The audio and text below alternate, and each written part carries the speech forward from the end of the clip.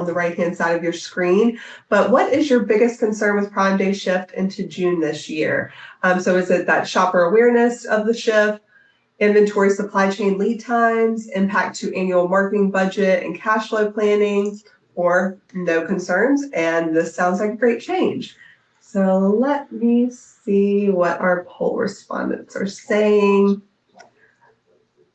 Looks like majority is saying inventory, supply chain lead times, and close second there is that shopper awareness of the shift. So good things to be aware of. And with that, I'm sure you are all wondering let me close this out, who the other people on the screen are with us today. So I'm going to go ahead and move into introductions. Joe, I'll kick it over to you so that you can get us started. Thanks, Catherine. Hey, everybody. Thanks for joining. My name is Joe O'Connor. I'm a senior director on the Tinuiti Innovation and Growth team, and I focus on Amazon. I've been with Tinuiti for almost 3 years now. Before that, had a long stint with the Amazon ads team. And I'm joined here by a fantastic panel of experts, really well-rounded panel here. So really looking forward to hear their perspectives. And I'll kick it over to Colin for his intro. And Colin, hey, everyone. Oh, sorry. I'm also curious to hear from each of our panelists in addition to your intros. What are you looking to buy this Prime Day? Cool. Thank you, Joe. Yeah, I am the aforementioned Colin. I am a strategist here at Tinuiti for our marketplaces, and I've been in industry for over 9 years. Been doing this for a little while. Very happy to be here. And for Prime Day, I am looking for a little bit of a refresh for my workspace. So new headset, new keyboard, maybe a new office chair. Cool. I'll kick it over to Mike. Thanks, Colin. And hi, everyone. Mike Burba, Senior Manager of Strategy for Operations and Media with Tinuiti. Prior to Tinuiti, I spent a little over 6 years in-house with Amazon across retail and advertising. And what I'm most looking forward to and checking deals on would be TVs. With the World Cup coming up this summer, I'm looking to upgrade my setup. So that's something I'll be checking out for sure. And now I think we're going to go over to Dan. Great. Thanks for coming to the webinar today. Great to have you all here. My name is Dan Karchner. I am the CRO at Detail Page. Previously, I spent a few years at Pattern as a vice president of sales, and I spent 18 years at HP on the brand side. It's a little bit about my background. I'm excited to have this conversation, but as I look at Prime Day, I'm probably looking at the smart home space, trying to get my house a little more set up for some of that. And there's always good deals at Prime Day around those items. I'll kick it over to Kenzie. Hi, y'all. I'm Kenzie. I'm a product manager over on the Skai side of things. Before I moved into the product side of ad tech, I actually worked at both an agency and then as well as Amazon Direct. So my background very much so comes from the market and the space. Very much so excited about Prime Day. I always like to find obscure things, to be perfectly honest with you. One of my favorite Prime Day purchases was actually the complete hardback edition of Calvin and Hobbes. So I like to find those like random one-off sales that you can find and be in your house forever. That's awesome, Kenzie. I haven't heard a Calvin and Hobbes reference in a little while. I know my wife and I are getting ready to welcome our second child. So we are in market for like a tandem stroller. So I think that's what we're going to be looking for on Prime Day. So welcome, panelists. And I had referenced earlier that we've got a really well-rounded set of panelists here. So if you hadn't put it together based on kind of their titles and backgrounds, we have Colin from Tinuiti, is really an expert in setting media strategy on Amazon. Mike has a really strong background in vendor and seller operations. Dan and Detail Page really hone in and optimize and focus their whole tool set on your content and how to maximize the value of your content that you're putting out in your Detail Pages and brand stores. And then Kenzie at Skai leads their advanced measurement. So I really love kind of all the different perspectives we're going to have on this panel. And Dan, kind of starting with you here with kind of, I think, the most important question. From your perspective, what's the single most important things brands like really need to hone in on to be like well prepared for Prime Day? Yeah, thanks, Joe. So this is going to sound really basic and simple, but don't ignore your base layer. And I think it's so important as you go into any big event like a Prime Day that it takes time to be ready for that event. So as you look at Your PDPs, are they ready? Are they ready early? Don't just do this a couple of weeks before the event. You should be doing it now to be ready for that earlier June timeframe. As you think about your SEO and your GEO content, I know those are like the GEO, AEO are big buzzwords right now. As you go to any conference, everyone's talking about agentic shopping, but it's real. As are your PDPs primed to be able to capture search when it comes to contextual elements that customers are now using in the world of AI. So we'll talk more about that, I think, on the panel today, but I think don't ignore, is your content crawlable? It's not if humans can read it, but can machines read it? And is it crawlable to give you more traffic and search when you see this spike in traffic that is sure to come the end of June? Dan, I think that's incredibly important, is the foundational piece of prep early and in advance for Prime Day.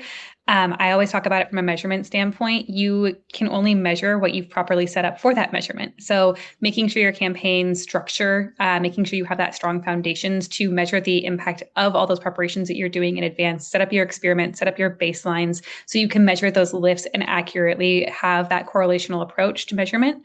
So you really can then optimize coming out of Prime Day, which is more important, right? We want to make sure that we can learn from Prime Day, take those insights, measure, but we want that feedback loop and that mechanism so we can always do better, not just at Prime Day next year, but in the next, 30, 60, 90 days out, so we can continue to optimize moving forward.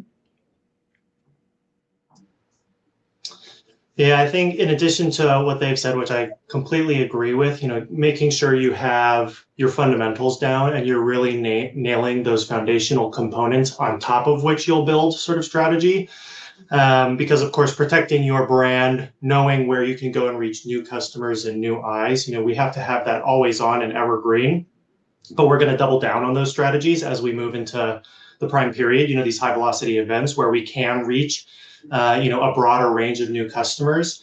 On top of that, some additional things I would throw out there is really thinking about the ramp up and the lead in period and how setting yourself up for success. It starts early, you got to get ahead of it. And I think both Kenzie and Dan both alluded to that as well. So driving more awareness, reaching in front of customers. We know that sometimes it can be a little hard to stomach because it feels like conversion is a little lower right before the period. But are you building those audience pools that then you can go and retarget when people are ready to convert? Their window shopping beforehand, go out and engage with them, and then close the sale during the period when they're most likely to come back and actually click buy now or click ship to home. And looking for incremental opportunities, where in the category do you have a bit of an advantage, either going after the brand agnostic customer, going after some of your competitors' customers. These incremental opportunities, really grow during these high velocity periods just because of the volume of customers that are active on the platform. And then last thing before I kick it over to Mike is I'd also say, it's worth it to also look internal a little bit. So I've talked a bit about going out and reaching customers, but understanding our own product and doing a bit of a gateway analysis, right? A lot of new customers are going to be there ready to engage with you. Out of your catalog, which product categories, product families are most likely to reach that new customer and get them in brand for you, and really make sure you're prioritizing your catalog around what you've seen work in the past. So a couple incremental opportunities, but definitely get the foundations right first and then build on top of that. All great points. I'm going to answer the question in maybe a less flashy or less sexy way, but really, there's a couple of topics that I'll mention. One is just the increasing financial pressures and profitability constraints for both vendors and sellers. Both sides of the house have increasing challenges, especially over the last 12 to 18 months. Specifically, tactically, make sure everyone's aware the new 3.5% logistics and fuel surcharge that Amazon is now out in market with to combat some of the macro pressures on their business. Just another way, another challenge, another headwind, if you will, for partners as they're trying to position themselves for success and hopefully not only sell some units but also make some margin as well. And I would just say also operationally, obviously you got to have products to sell, so making sure you have sufficient inventory in house. And with all of this, like planning starts, frankly, like at least 90 days before the event. Thinking back to big brands and businesses I've worked with and even smaller or medium-sized ones as well. You really got to start early because even if you think you're set up for success, you can get that email from your vendor manager or something a few weeks before the event, and they're challenging profitability based on the latest data and stuff like that. So you got to make sure your house is in order, if you will, to make sure you're set up for success. Yeah, thanks, Mike. So, I mean, kind of the themes I'm hearing across the board: start early, right? And then I think, right, having a clear kind of benchmark to judge success off of. And then I think Colin and Kenzie, you both talked about like setting that, so not only setting up a good foundation for Prime Day, but carrying through Prime Day, and how can that help make post Prime Day success as well. And Mike, just building on something you brought up, that fuel surcharge that Amazon just announced. I think it was just earlier this month or late March. There's been a lot of changes, right? I think Amazon has rolled out that have impacted vendors and sellers as well as advertisers. And then another big change really relevant for Prime Day is the shift into June. And we saw Andy and Skai had presented, based on our consumer panel results, consumers seem more excited, or at least the same level of excitement with the event getting pulled up. But curious to hear from the panel, what do you anticipate being the biggest impact that this change will have to vendors, sellers, advertisers on Amazon, and how can they best prepare for that shift up a couple of weeks? Sure, I can take a stab at that. I'm going to be the king of oversimplification today. I think it pulls everything forward. So I think we know that, but that means we got to be thinking about it right now. As June is the end of June, you lose a couple of weeks, and that's time that's lost to be ready for this. When I think of going back to the content guy on the call, it takes usually about 6 weeks for content to be, once your PDPs are updated and you have content that's optimized for that traffic, it's going to take about 6 weeks to actually start seeing a lift, while that feeds into the algorithm and everything is triggered. So it takes that time. So that means you got to start that even earlier. I think in addition to that is, like, obviously inventory is going to be important as we think about getting that locked in, deals locked in earlier in addition to the content. So that's my main thing is I imagine a lot of brands are not maybe even aware or thinking about the fact that they got to pull this forward a couple weeks. Yeah, definitely agree. Getting ready early is going to be a major focus there. In addition to obviously rethinking budgets and sort of how we have ourselves scheduled out in terms of the dollars we're going to be allocating, I want to come at this from a slightly different perspective, which may not necessarily hit everyone, but I think everyone should be considering. And that is how this is going to impact essentially your promotional calendar. So something we see a lot of, and we're seeing more and more of, right, is that 30 and 90-day price reference. It's available to customers on the platform, and it impacts the promos that we can run and the prices we have. Customers are now more educated. They can look and see, well, am I getting the same price discount that they ran last month and the month before? Is this actually, a period where there's a price that I don't want to miss out on? So that data now being shared out to customers, right, impacts our strategy. And if we're moving, one of our major tent poles of the year up a month, then we need to be thinking about, what does this do for our pricing strategy? How does this promo now fall into that 30, 90-day window? And do we need to rethink about the promo calendar or pricing strategy throughout that calendar? And, really making sure we're set up to capitalize on these high velocity events, because they're just so crucial when we look at the year as a whole. Yeah, I don't want to downplay the impact on vendors and sellers here at all, because I think that this is a lot of prioritization, especially when we talk about like the secrecy around Prime Day. Oftentimes you find out about it during the year, so it's hard to plan ahead for. But we are used to having different shifts in the calendar, right? Cyber 5 doesn't fall in the same calendar week every year. We're used to some of those components for things like measurement and adopting to how we do that for year-over-year comparisons and kind of those plans and those preparations. I think one of the biggest pieces here comes into play around where consumers are in the market today from the economy standpoint, and where consumers are in their lives in June. To be perfectly honest, I remember being a kid and getting out of school in the middle of June, and my mom had no idea what to do with me. Towards the end of June, I was driving her nuts up a wall, and I don't think my mom would have had time to sit in front of a computer and shop and find the best deals at the end of the month. So I think it's all about like better understanding that discoverability component of how can you make sure that you prep before going into this, and making sure that consumers are thinking about you top of sight, top of mind, your brand recognition at that point, and being able to just, track your increase in branded searches, track your inputs, and making sure that your brand awareness is there ahead of these deals and tracking that that's happening year over year before these big peak sales events. Yeah, great point, Kenzie. And I know, you make a great point too on the measurement side. We've experienced this with BFCM where, every year those aren't the same exact dates. It will be interesting. It feels like the second year in a row where there is a major change that impacts how we look at year over year, because even the shift into June, it shifts like all this spend and revenue into like the prior quarter. So it will make year over year comparisons, I think, much more tricky. The other big change, right, which we referenced last year, was the extension to 4 days. And I know Amazon hasn't confirmed that this year will be a 4-day event, but anticipating that will be the case, what were some of the biggest takeaways you all saw from the extension last year from 2 days to 4 days that you're kind of recommending your clients all, maintain the same strategy or evolve this year to anticipating a 4-day event? Great question, Joe. And there's two ways I'll answer that question. First, at a high level, results were kind of mixed. It depends on you get out of it what you put into it, right? And brands that were really leaning in and had a big presence, frankly, kind of saw more success, in my opinion, the ones that I was working with closely. If you're going to have a deal just run during the 4-day event, you can have like modest results or average results. To that end, like we saw a lot of interest and intent early on in the event. So the first day and a half, and then again towards the end of the event, I think customers were looking for potentially some new deals that were dropping, stuff like that. And so it'll be interesting to see how customer behavior evolves this year.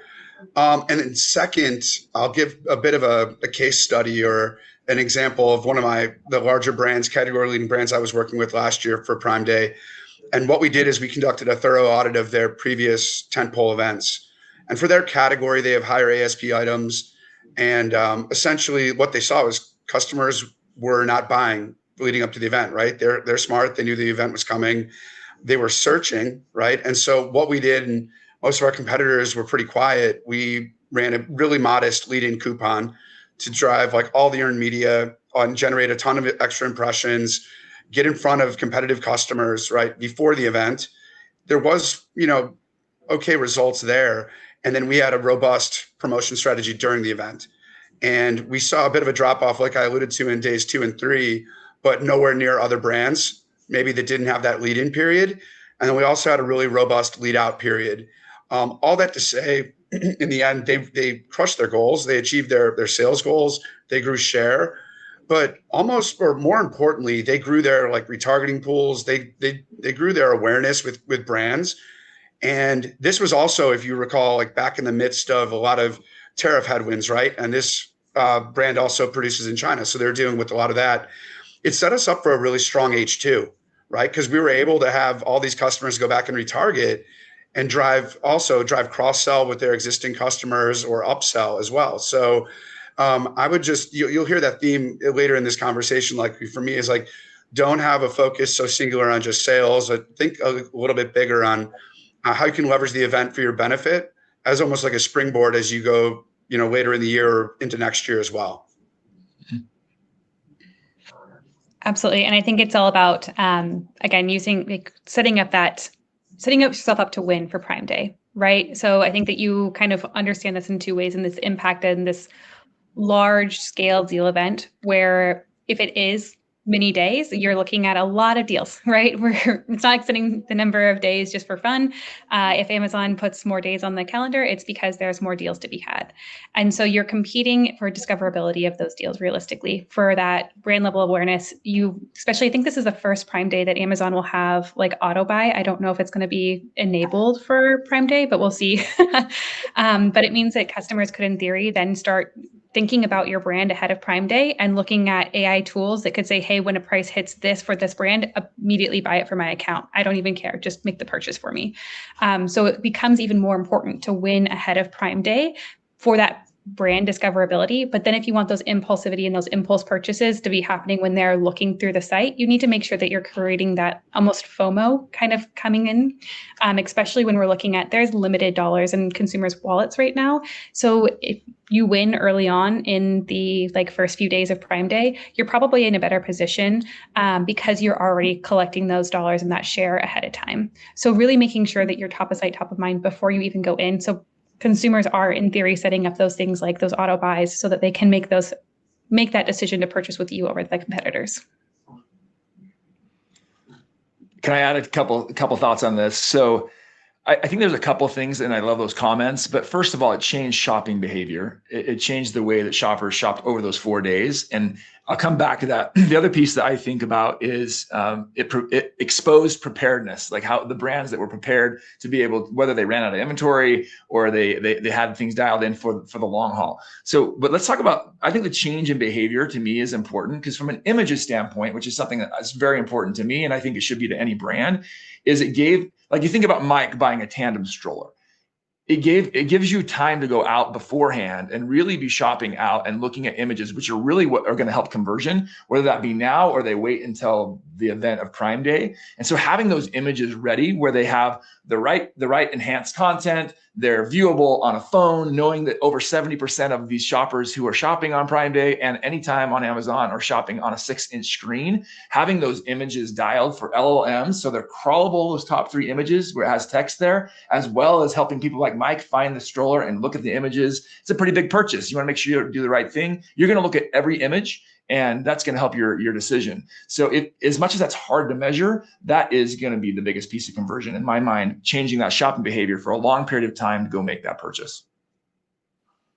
And Dan, we kind of saw that too in some of the data Andy shared from last year, where like we saw, even though, I think typical of most of Amazon's promotional periods, day one is typically going to see the highest volume of sales.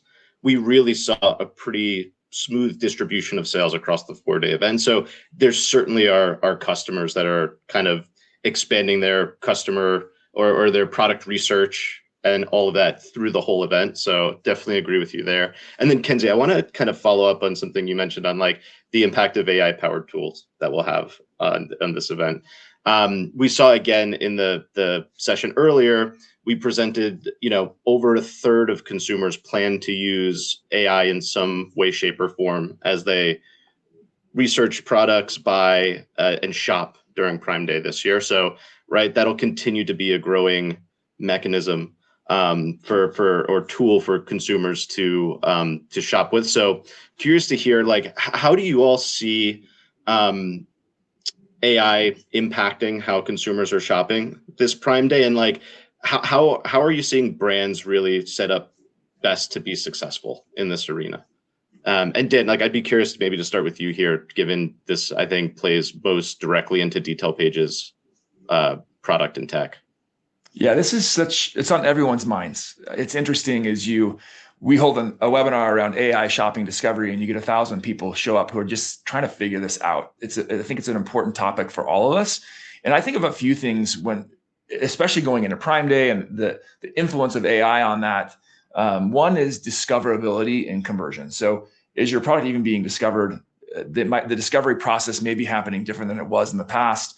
As you think of, is your brand searchable through other engines like a ChatGPT or a Gemini or a Claude? That's really becoming more and more important, that the content is in such a way that it's crawlable by those AI mechanisms and bots. I think another would be it's interesting with AI, we can quickly analyze an entire catalog to say which items should be the highest priority. So in a sense, we're removing the guesswork that for years brands are trying to figure out which ASINs should I be focusing on, which content is most important, what images should I change, where we have functionality now at Detail Page where we can just scrape your whole catalog and say, here's the 50 SKUs you should care about the most as far as prioritization, and remove that guesswork. And I think finally would be using that data to change the order of maybe your images and your content. Potentially your title doesn't have the right content in it. We can use AI to say, we know that this keyword or maybe this contextual phrase should be part of your bullet number 1 or in your title, where in the past it was clear down in bullet number 5, or maybe it wasn't there at all. It's a pretty cool ability to be able to simply scrape that data really quickly and say, this is the changes that will bring about the most impact.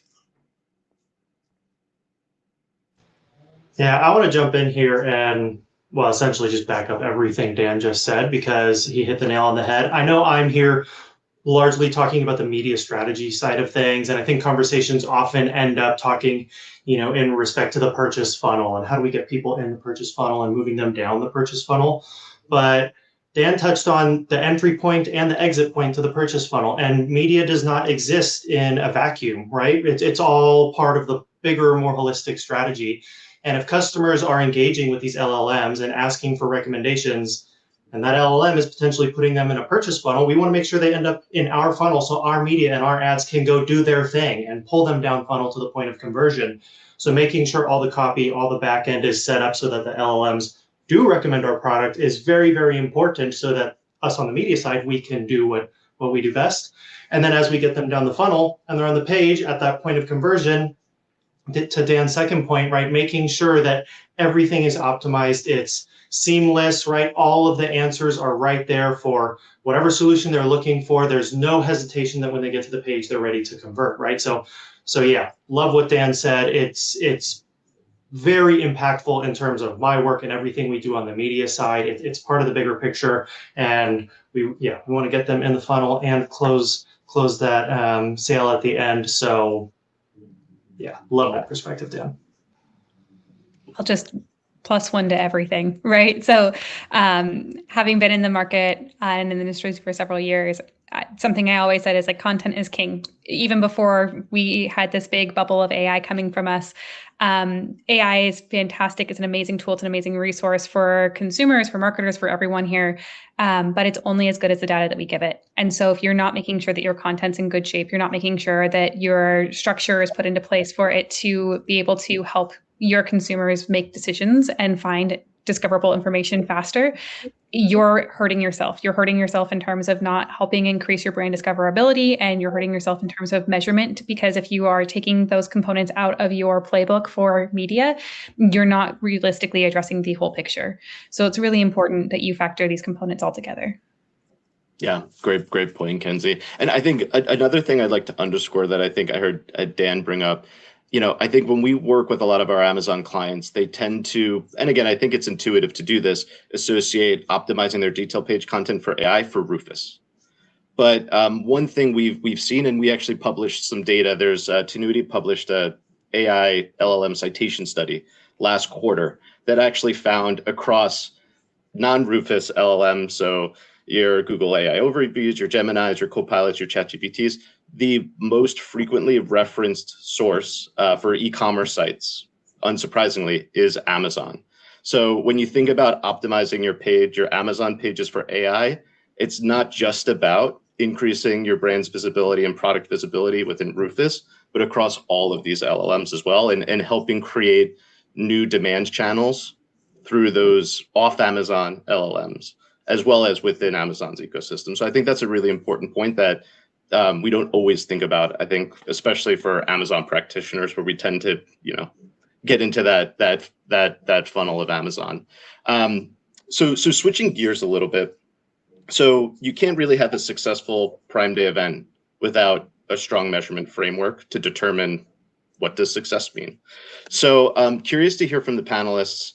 What are some of the common pitfalls you see from the different brands you work with in how they approach measurement for an event like Prime Day? And how does your team really work to address some of those gaps? And Kenzie, it would be interested to hear your perspective here, just leading a lot of the measurement product and tools at Skai.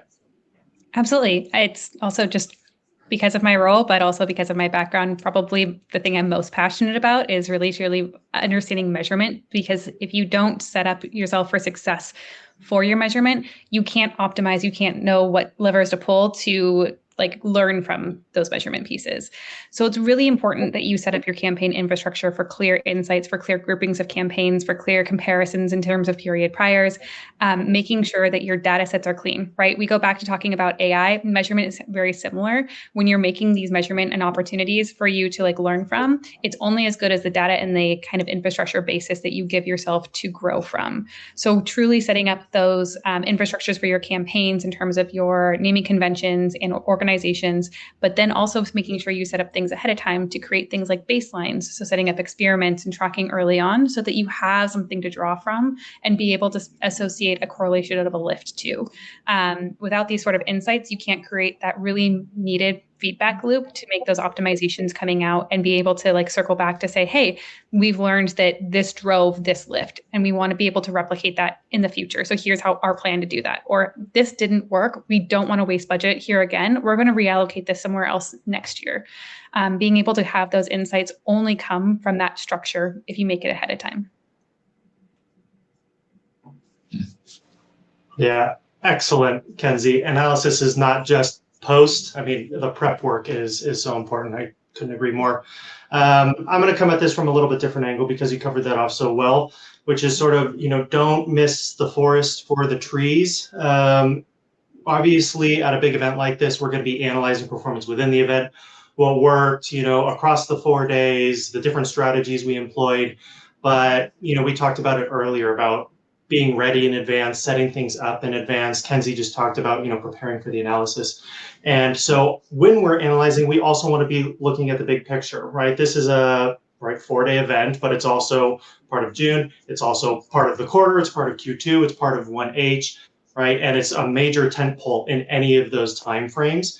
And so looking at it, of course, we're going to double click on it and look at it, but also look at, was our ramp in long enough? Did the work that we laid down in the ramp up period pay dividends? Did some of our ramp up efforts drive better, down funnel performance during the period and others didn't? We can take that learning into later in the year and big tentpoles we have in 2H.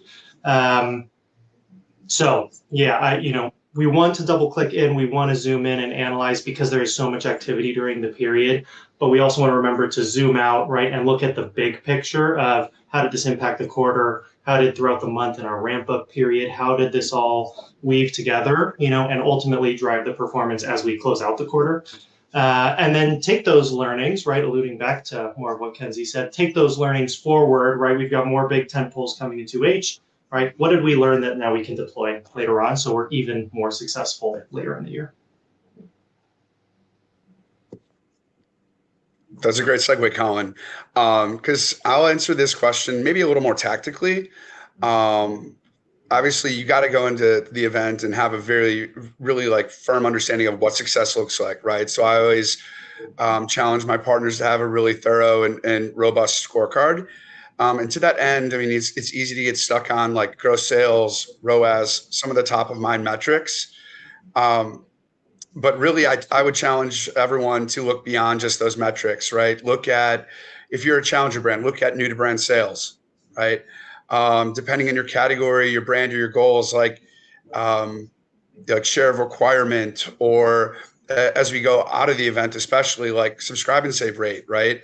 Amazon now provides a ton of subscribe and save data. And it's very telling after these tentpole events, right? It's kind of the long tail effect of those events. So really, I challenge partners to leverage all the data that's available because you get the full story, right? And to Colin's point, I think Colin illustrated it perfectly. Like, yes, it's a big event, but it's still part of June, part of the quarter, part of your year.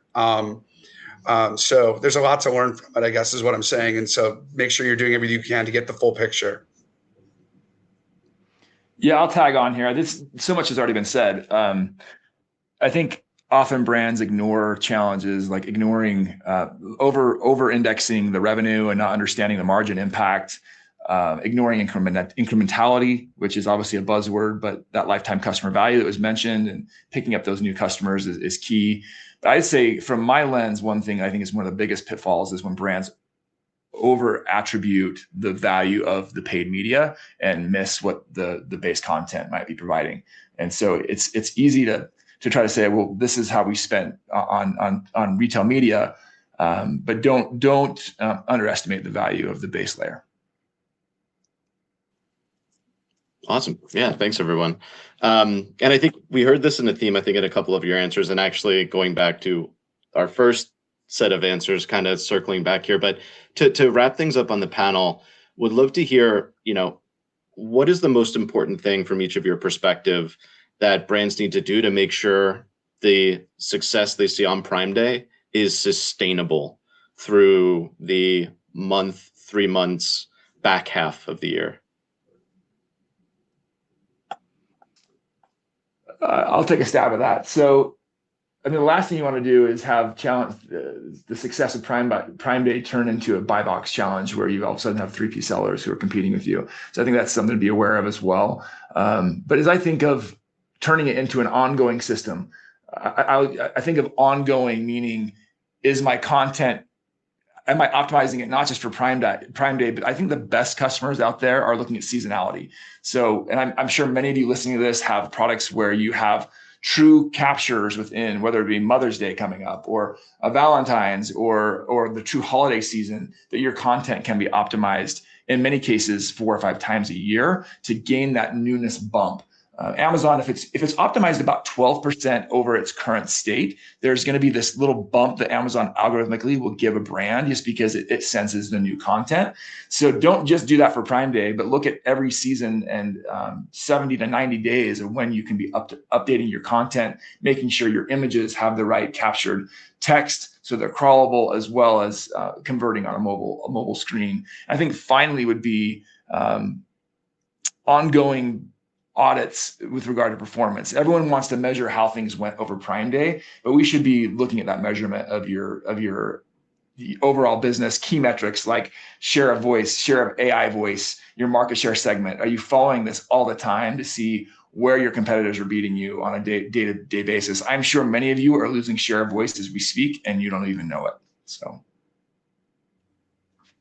I think that that's probably the most crucial component, which is we don't want to fall into the trap of silos. If we start looking at, okay, what just happened during Prime Day, or what do I look at, what's the next holiday that I'm upcoming from, or if I fall into a trap of a silo of publisher reported ad attributed data versus my organic data or my share of voice data or my content data, if we keep all of these silos separate, what we're doing is a disservice to our business, because what we need to do is, from a measurement standpoint, be able to find correlations and the relationships between all of these data sets and build these bridges between these data sets to help us better understand how we can holistically impact the business.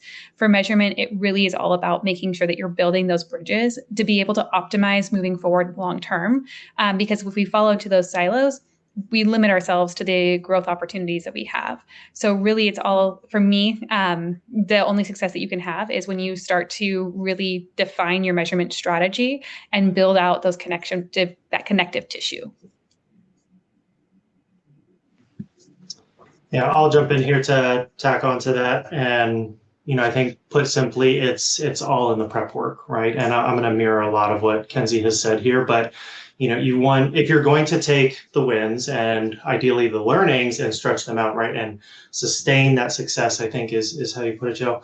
Then we need to be set up to be able to extract those learnings and ideally do it easily and quickly, right, and not have to be pouring through, the nitty gritty data to get down to the learnings and the insights that we want. So making sure when we're building our strategies, right, and maybe we have reliable strategies that set us up for success during these promos, but are they created in a way where we're enabling ourselves to extract those learnings, right? So that as future tentpoles come up, we are better prepared with what worked, what didn't work, what to expand on, what to pull back on. So analysis is really important, but analysis starts, like a lot of the things that we've said here today, it starts 6-8 weeks early in the prep, in the build, in the ramp up period.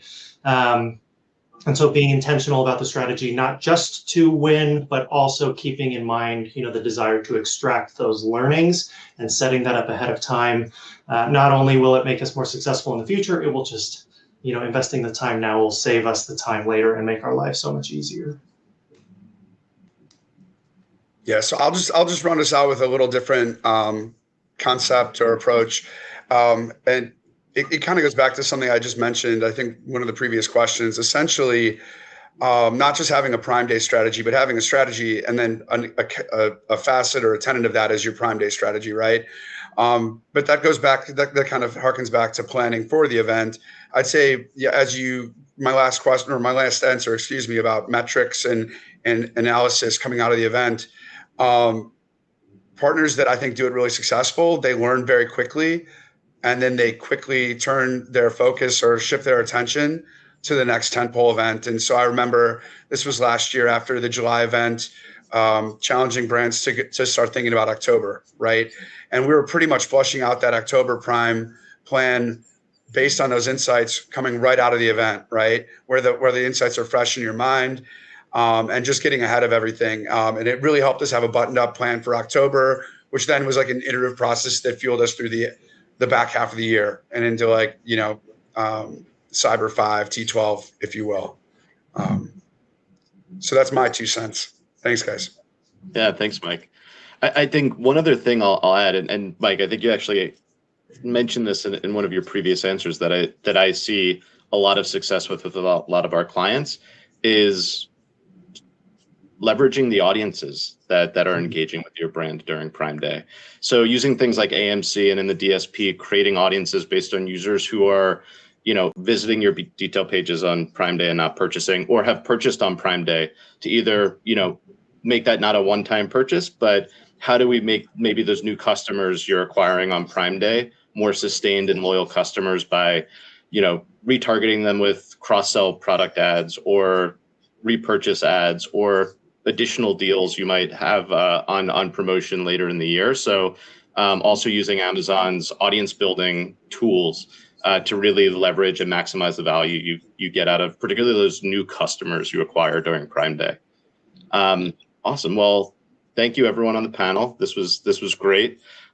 We've got our overall 4 takeaways here. So make sure you start prepping early, thinking beyond the event, what we just talked about, really setting up strong measurement and targeting frameworks to set yourself up for sustained success. Again, having measurement, super important. And then I think this is really, really key. And again, we saw it last year, making sure you're set up both from an inventory and an advertising standpoint to endure the entire event, especially anticipating this will be 4 days. If you're running out of product after day 1 or day 2, you're going to miss out on a lot of sales days 3 and day 4.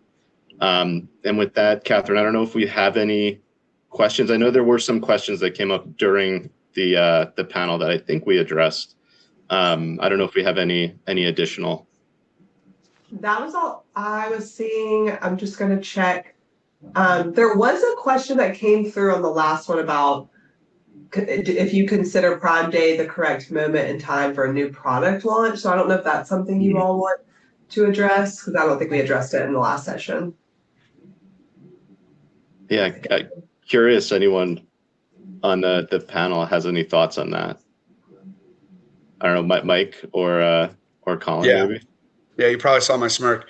Because I'm working through this with a partner right now that wanted to, they were anchoring on Prime Day as their kind of launch event, their big reveal, right, for their brand on Amazon. And essentially what we quickly found was, and this goes back to some themes we've talked about a ton today, is just the prep. You have to start really early, right? And when we started looking at timelines and working backwards from the event, especially after we learned it was going to be moved forward into June, quickly realized that it was going to be rather challenging, or if not impossible, to meet all the retail readiness thresholds and requirements just to be eligible to participate in a Prime Day promotion, right? Which backs the timeline we talked about today, backs it up even more, right? And then 1, 2, I think, there's something to be said for wanting to launch around a tentpole event. And granted, you can benefit from all of that, that momentum, all that engagement from customers, all that traffic, if you will. You also have a big risk, stand the risk of being lost kind of in the shuffle of everything else that's going on, all your category competitive, other like churn that's going on, if you will. And I'm sure Dan probably has, some other insights too from his end on content and just discoverability and everything he was saying, around AI, AI discoverability and everything else that would fuel that product or brand for success. And so I would just, I guess, to summarize all that, I know I shared a lot. I would just challenge my brand or partner to see if that's really the right time for their brand and business, and if we'd really be able to put our best foot forward. Ultimately, that's what it's all about. Yeah. Thank you. I think it could be an expensive test. Yeah. and yeah, I might just say, like, maybe the right approach there would be doing a soft launch, maybe 30, 60, 90 days out from Prime Day, where you've got the ASIN live. Maybe you don't go heavy with media to promote it, but you're starting to learn like what the sales velocity is going to be. You start to learn about what types of audiences are converting, to understand like what keywords you should be bidding on with your media, and maybe audience you should be targeting with display. And then Prime Day becomes like, a bigger launch in terms of maybe you crescendo your media spend, and obviously you'll have the promotions and things like that. But I think trying to go to market with like a brand new ASIN on Prime Day, I think there are some, what Mike said, like technical challenges in terms of actually qualifying for some of Amazon's like deal criteria that you'll run into. And also on the media side, you just don't have any learnings to understand like who to target, what keywords to target, things like that. So I would suggest an approach like that. I'd also say it's really. Oh, go ahead, Kenzie. Go, Kenzie. I would just say it's important to have like the balance between, is this a new brand launch, or is this truly just a new product launch, right? Like if it's something that's been anticipated in the market, people are excited about and already have like the new iPhone release, right? Like something like that where there's already an established brand behind it. It's a very different scenario than a brand new brand to market, or a brand that's like lesser known, bringing just a new iteration to market, because that brand discoverability or even that product market, maybe it's something. I mean, I just recently discovered on Instagram and Etsy these awesome berry washing bowls that are made with like by pottery. I love them. I never knew they existed. It's super cool. I now want one. The artist doesn't make them anymore because they have to close their submissions because they can't keep up with the work, but it's super cool, right? But it's not something that on Prime Day I would have like even known to look for if it's not something that I had figured out ahead of time. So those are a little bit harder and can get more easily get lost in the weeds. Yeah, I think that's a great point. Like, has the product been introduced and people are waiting for it? There is an anticipation for it. That could change things. But I want to come from the media side a little bit, and just generally being ready on the platforms. The ramp up period is so beneficial. Dan mentioned earlier, right? It takes 6-8 weeks, I think is what you said, before you really start seeing the lift from the content update, right? Because it takes time for the platform to start to recognize that a change has happened. And there's a lot going on the back end of Amazon and their own algorithms in terms of what they're supporting organically. And on the media side, right, we know there's a learning period in the campaigns. So there's a lot of value in that ramp up period. Even if we assume it's a new variation or it's a new update that is maybe retaining reviews and things like that, having that period for the platform just to learn and start to support your media, start to support you from an organic and a relevancy perspective, the lead up can be really valuable. Unless it's a new iPhone and they've been teasing it and the launch date is aware and everyone's coming for it, then obviously throw all these rules out the window. But the ramp up can be crucial. Yeah. Awesome.